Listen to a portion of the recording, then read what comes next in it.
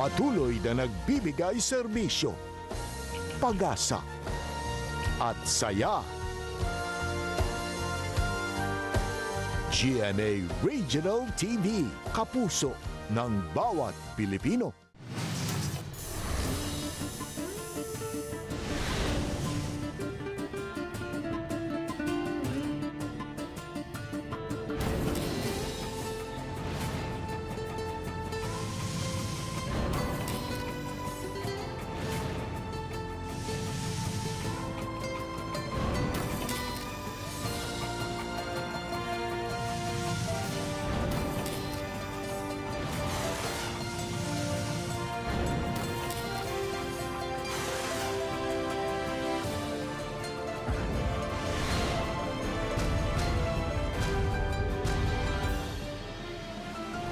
Ang GMA Regional TV, Balitang Bisdak.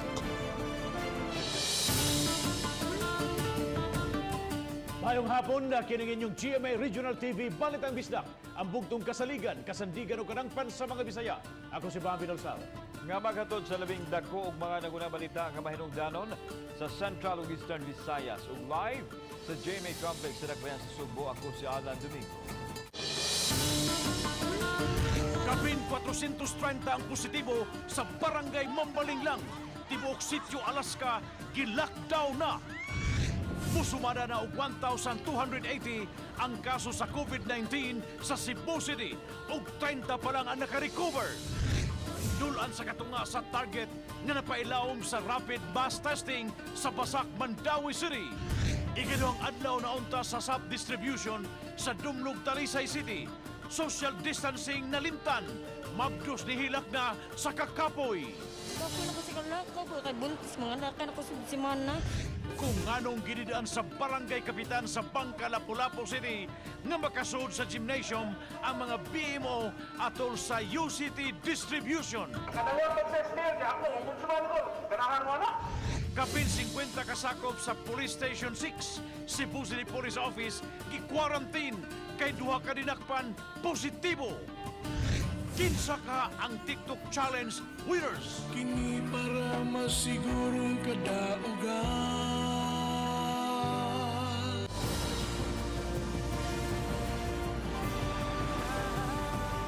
Kini ang GMA Regional TV, Balitang Bisdak.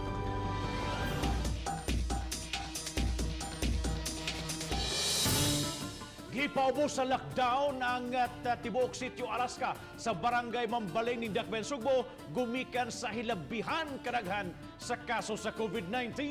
Ang Mambalin maunay nag-una sa kaso sa coronavirus disease dinhi sa Dakbayan sa Sugbo. Ania report.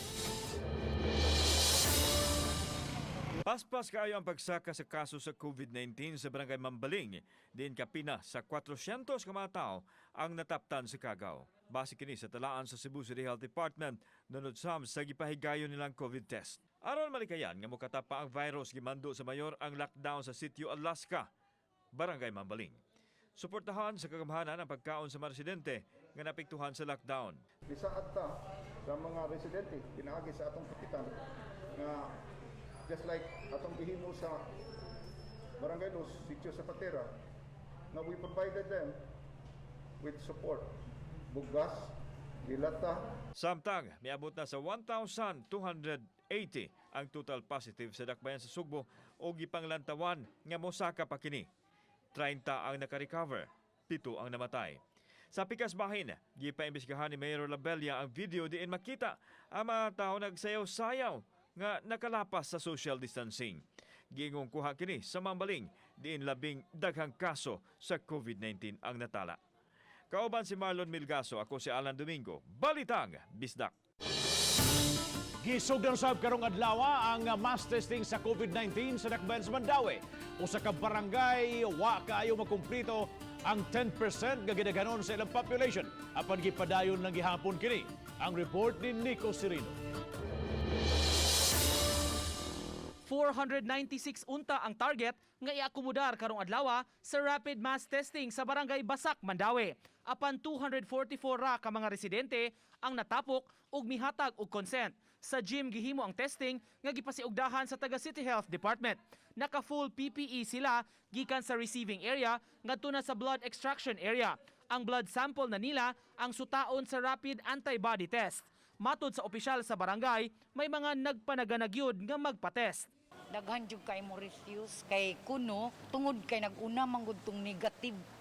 Ang mga negative ba nag-una jud sila pero naningkamot jud ang atong mga BNS kuyog sa atong mga barangay officials, sa atong barangay Basak nga makakuha pag yun ta og more than unta. Gitambagan ang mga na-test, magpabilin sa panimay ug paabuton ang resulta niini. Kung magpositibo, himuan sila og swab test aron pagsiguro.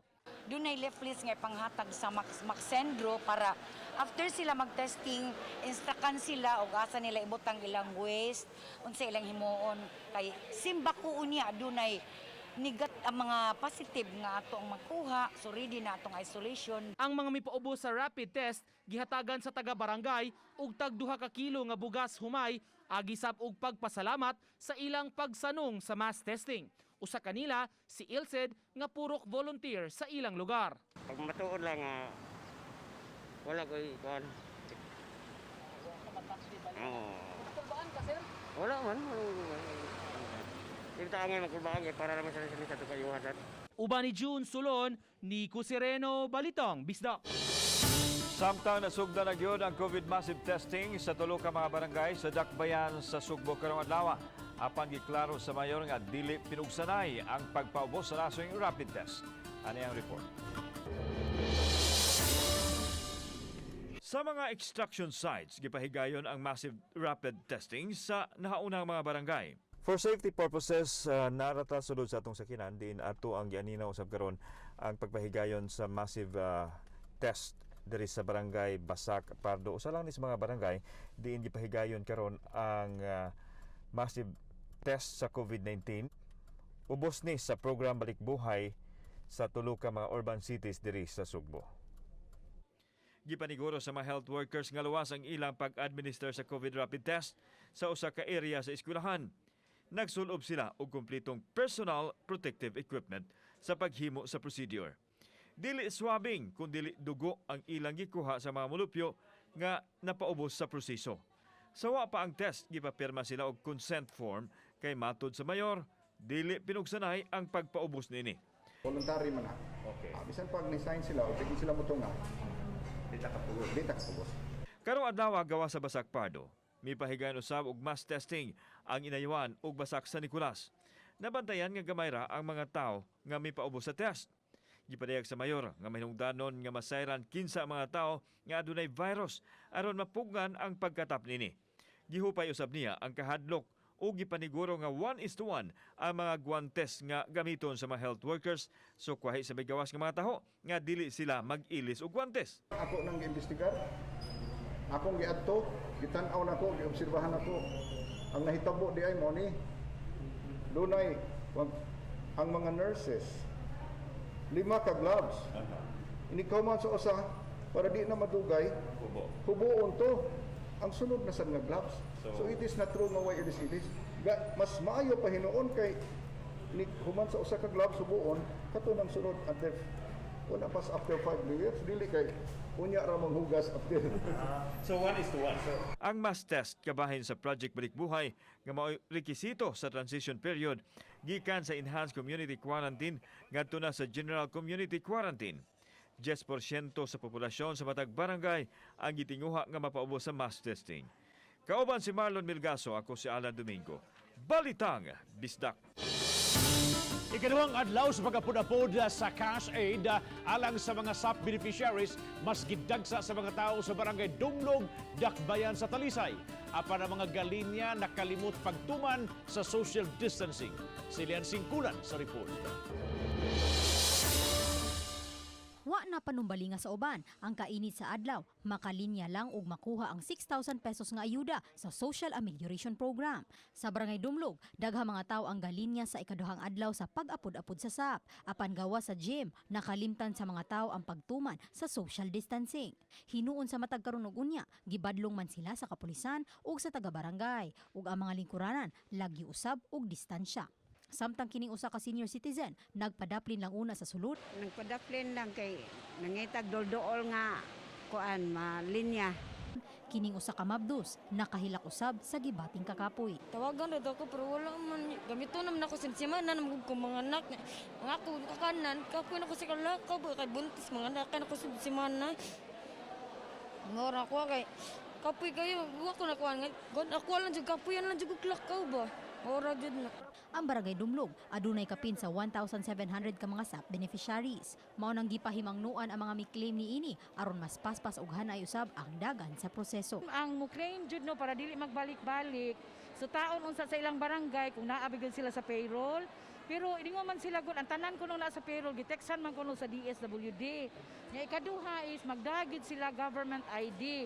Kung wa sila government ID kinahanglan barangay certification. Sa sulod sa gym, adunay lamesa sa barangay nga miabag sa mga milinya aron mohatag og certification sa mga walay ID. Uban ni Renante Quiñones, Lian Singkulan, Balitang Bisdak. Usa sa mga pulis sa Central Visayas nagpositibo sa COVID-19. Samtang i-isolate ang mga pulis sa Sawang Calero Police Station sa Dakbayan sa Subo. Humanduha silang mga pineriso nagpositibo sab sa COVID-19. Ano ang report ni Cremery Lumamo? Kapin sa 50 ka mga sakop sa Police Station 6 sa Dakbayan sa Sugbo ug usa ka non-uniform police ang gi-quarantine sud sa 14 ka adlaw ug gikwaan og swab test karong adlawa. Kinihuman nga duha sa ilang mga piniriso ang nasuta kagabi nga nagpositibo sa COVID test. Samtang labing unang pulis nga nataptan sa COVID sa Central Visayas natala sa miaging simana, hinuon asymptomatic lang kini. Usa siya sa kapin 40 ka mga pulis nga nagbantay sa Barrio Luz. Or isolating police station 6 from their field work. Karon sila ipa-swab namo para kung naay na takdan sa among mga kauban sa station 6, we could isolate them and help them recover. Only one tested positive for COVID-19 and that personnel is having a good health condition. Gawas sa ubang mga pulis, adunay dugang mga sakop sa kasundaluhan nga maoy nagpatuman sa kamanduan sa ECQ. Samtang ubang 40 ka mga pulis nga gi-isolate ang nasutang nagnegatibo. Kanang mga nagabantay dito sa mga hard lockdown areas will be billeted on a particular place so that we will secure their families as well. Kasi pag muli pa sila, they will be putting their families in danger. So, bisan tuod nga nagbantay sila sa mga dapit nga gi-lockdown, apan aktibo gihapon ng kapulisan sa Central Visayas sa kampanya batok sa kriminalidad nga misangpot gani sa pagkasakmit sa 45 kilo sa kituhang shabu ug dulaan sa 600 ka kilo nga marijuana sud na sa tulo ka buwan.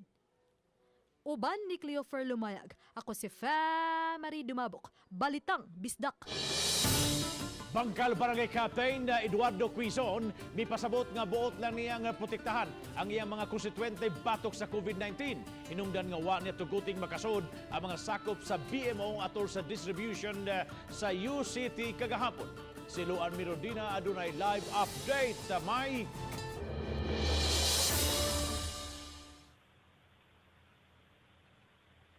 Bob, medyo nalangan sa makajot kagahapon ang distribution sa UCT dito sa Barangay Bangkal. Human gidid-an ang mga sakop sa BMO nga makasulod sa covered court diin gipahigayon ang distribution. Way lipod-lipod nga giangko ni Kapitan Eduardo Quizon nga nag-issue siya og memorandum order niya adtong Lunes nga nagdili sa tanang mga sakop sa BMO nga makasulod sa vicinity sa Barangay Hall ug sa covered court. Ako pong giangkor ang akong memorandum address to BMO Barangay Bangkal nga di po sila maaring Barangay Hall. It's because of the memorandum of your home. Most especially, kagahapon nga doon na payout sa UCT. Matod sa kapitan, buot lang niyang makasiguro ilabi na kay ubay-ubay sa mga nagpositibo sa COVID-19 sa Lapu-Lapu City, mga sakop sa BMO. There are several BMOs throughout the Lapu-Lapu nga nagpa-subject og swab testing. Sila, ang taga-Bangkal, mas lang subject og swab testing. So therefore, nakuwuri.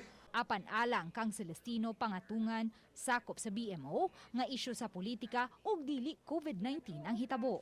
Ang contact tracing sa katong mga persons nga na positive, mo to sila mga monitoring BMO staff dito na-assign sa main office. So pag contact tracing na to, sila mo igipa-swab test ang katong na-contact atong those persons. Whereas kita, naro kita sa atong barangay.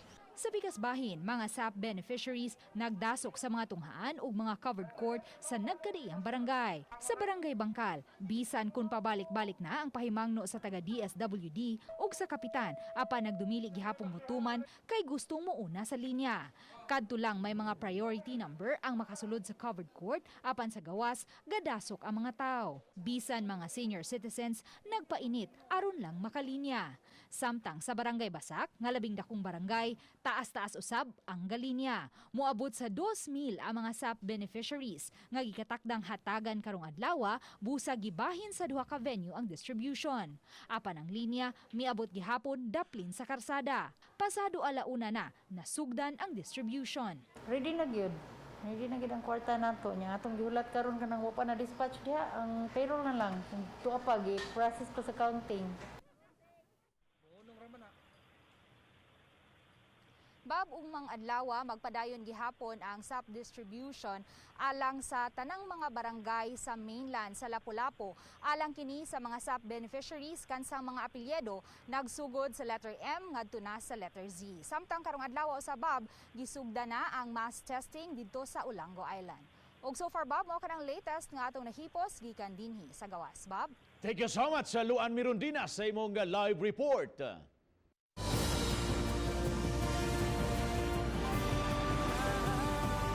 Kini ang GMA Regional TV Balitang Bisdak.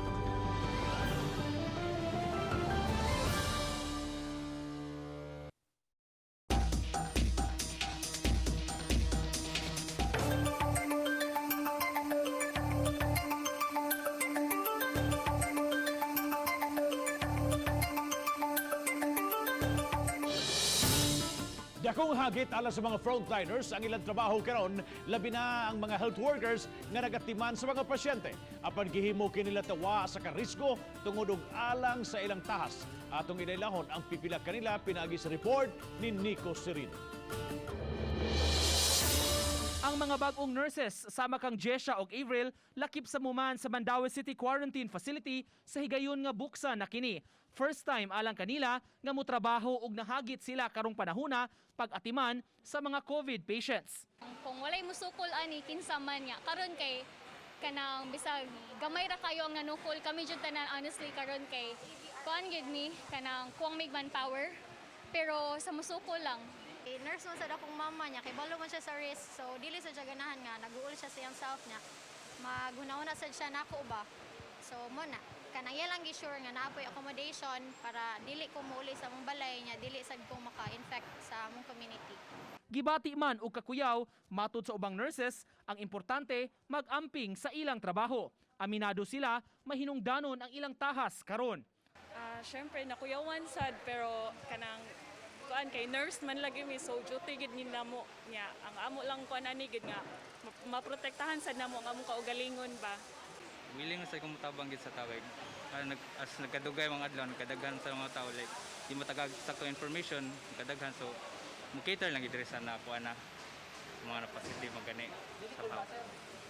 Naay part yun pero kuan confident am sa pag kuan good proper wear PPE. Ang mga health workers sa quarantine center stay in sa facility aron menos ang risgo kung mugawas pa sila.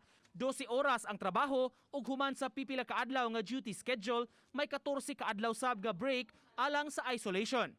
14 days.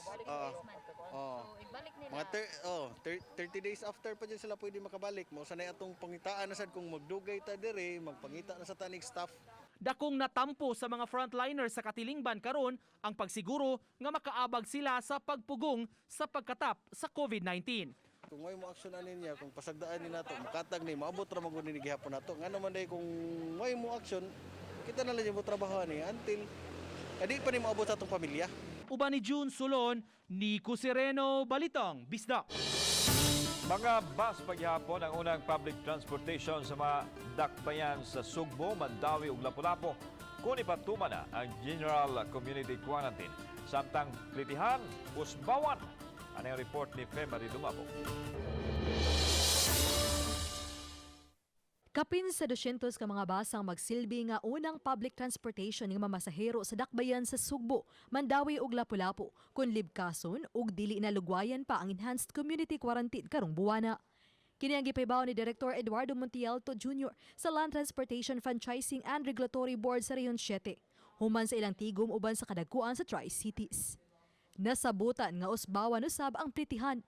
We have already a workshop with the 3 LGUs, Lapu-Lapu, Mandawi, and Cebu City. Sila mismo ang nag-define kung pila ka ruta bit increase of our fare. Kaya masabtan man nato nga 50% naman ang makasakay. Ang 9 pesos karon nga pritihan sa non-aircon buses sa unang 5 ka kilometro, mamahimo na unyang 11 pesos ug 1.85 sentimos sa mosunod nga kilometro. 13 pesos na usab alang sa mga air-conditioned buses ug 2 pesos ug 20 centavos sa mosunod nga kilometro. Kung kulang pa unya ang mga bus, diha na padagano ng mga modernized vehicle. Sa mosunod nga mga semana, tugutan na nga mamasahero ang PUV Express, taxi, TNVS, dayon ang mga PUJ. Muhatag ang LTFRB 7 og special permit pinaagi sa online ug libre kini. Selection of transports companies will be kadtong dunay consolidation. It's either corporation or cooperatives nga dunay good fleet management. Kay importante gikan sa ilang garahe o sa i-release doon na sila'y safety officer nga ilang i-check ang ilang driver. Samtang sa probinsya sa Sugbo, mato ni Montialto nga mag-agad lang kini sa mga LGU kung mapasud sila sa ilang mga borders o mga public transportation. Uban ni Cleofer Lumayag, ako si Marie Dumabok, Balitang Bisdak.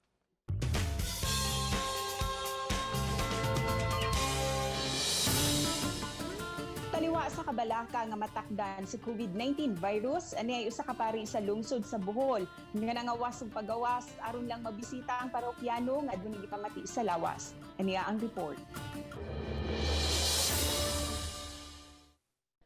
Sa iyang post sa social media, gipadayag ni Father Elias Ayuban Jr., Provincial Superior sa Claretian Missionaries, migawas siya sa iyang gipuy-an aron mangita sa dagway sa Dios sa mga masakiton sa labing nanginahanglan sa katilingban. Una niyang giduaw ang usa ka masakiton sa tambangan sa lungsod sa Luway, Bohol. Pipila ka post sa social media, mapasalamaton ang pipila nga gitubag sa pari ang hangyo sa mga idara nilang silingan. Sa susamang post, makita usab ang mga hulagway sa mga panimay. Gihulagway ni Father Ayuban nga sila ang labing apektado karon nga sektor sa katilingban sa pagpatuman sa ECQ. Subay niini, pipila ka tawo nga manggihatagon mipaambit usab sa ilang mga grasya alang sa mga nanginahanglan. Usa sa mapasalamaton ang 68 anyos nga sinang Betty nga maunay nag-amuma sa tulo niya kaapo. Salamat sa bugas sa God o kwarta. Laing mga kabus na hatagan og sinakong bugas. Ang persons with disability, ang usa ka inahan nga nag-atiban sa mga bata nga adunay special needs. Chela Valiena, Balitang Bisdak.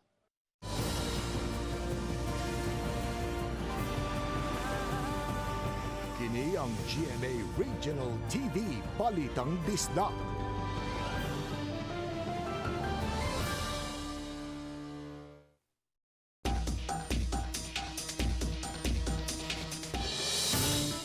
Barangay Basak, Lapu-Lapu City, mihimakak sa taho nga pinamungahan na polis nga may gihatod na sila nga maragsoon gikan sa Barangay Basak. Paingon sa pinamungahan, luwan sa ilang ambulansya. Si Luan Mirondina sa report. Miatubang sa RTV Balitang Bisdak ang driver o ang nurse sa ambulansya sa Barangay Basak aron paghatag og katinawan sa taho sa pinamungahan pulis nga may managsuon silang gihatod luwan sa ambulansya ug nakalusot lang sa ilang checkpoint. Matud sa nurse nga si Rovel Bustillo, Abril 4 may gikuha silang pasyente sa hospital sa Lutupan, Toledo. Na-admit kini tungod sa taas nga blood pressure ug i-discharge ni adtong higayuna. Taga Kagudoy Basak ang pasyente apan nagtrabaho sa Lutupan. Actually ma'am, ni ari ang asawa sa pasyente gyud kay At that time, i-discharge ang patient from Carmen Copper Hospital, uli silang balay. At that point, walay masakyan. So, among kuan is, it is an emergency food kay dili man pod na pwede na mo balibaran kay kung bago pa na discharge, so night tendency mo balik yung hypertension. Ang crew, ma'am, upat, the driver, naisakay po ang iyang tungod usa, bali unumitanan. Gidasunan usab kini ni Kapitan Isabelito Dainarla kinsa mo'y gihangyo sa mga kabanay sa pasyente. Naimi gikuha nga pasyente nga to nga mura og giatake man siguro to. Pero kining issue karon nga Mi 5 wala na namong truck, bagdaw na mong truck, 1 week na nakapin na mong truck. Sa record sa logbook sa barangay, usa ka Joel Imiano, 45 anyos, ang ilang pasyente ni adtong higayuna. Gipakita usab nila ang record sa logbook nga niadtong Abril 24, nag-overheat ang ilang ambulansya ug anaa pa kini sa shop hangtod karon. Sukad mag-overheat ang ambulansya sa barangay, kininang mobile sa BPSO ang gigamit nilang temporaryong ambulansya nga mo'y kargahan sa mga pasyente sa mga emergency cases sama sa mga nakay. Mao kini ang nakalibog sa kapitan nganong naduhig ang barangay nga duha ka semana namang wa magamit ang ilang ambulansya. Tumbok magingani sa pulis nga basakit ang among agid nga ambulance ang mo'y gisakyan.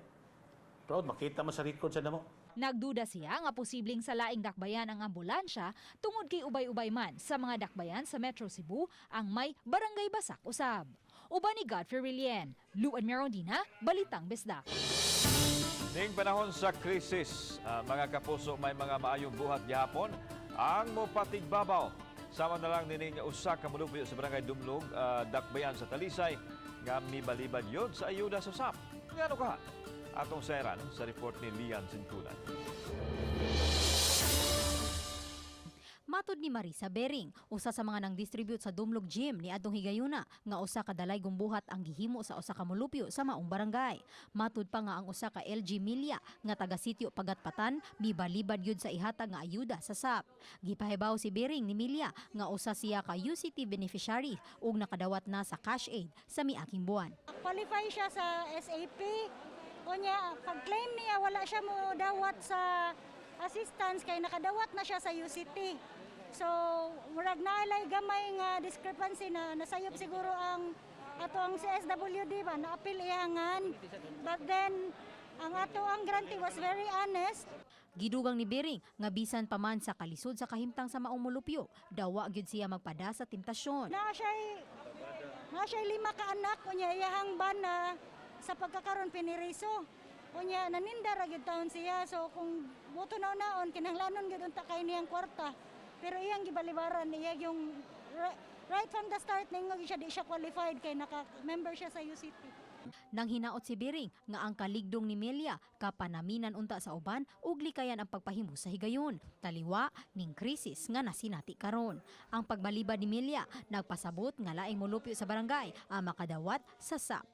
Uban rin natin Quiñones, Lian Sintulan, Balitang Bisdak.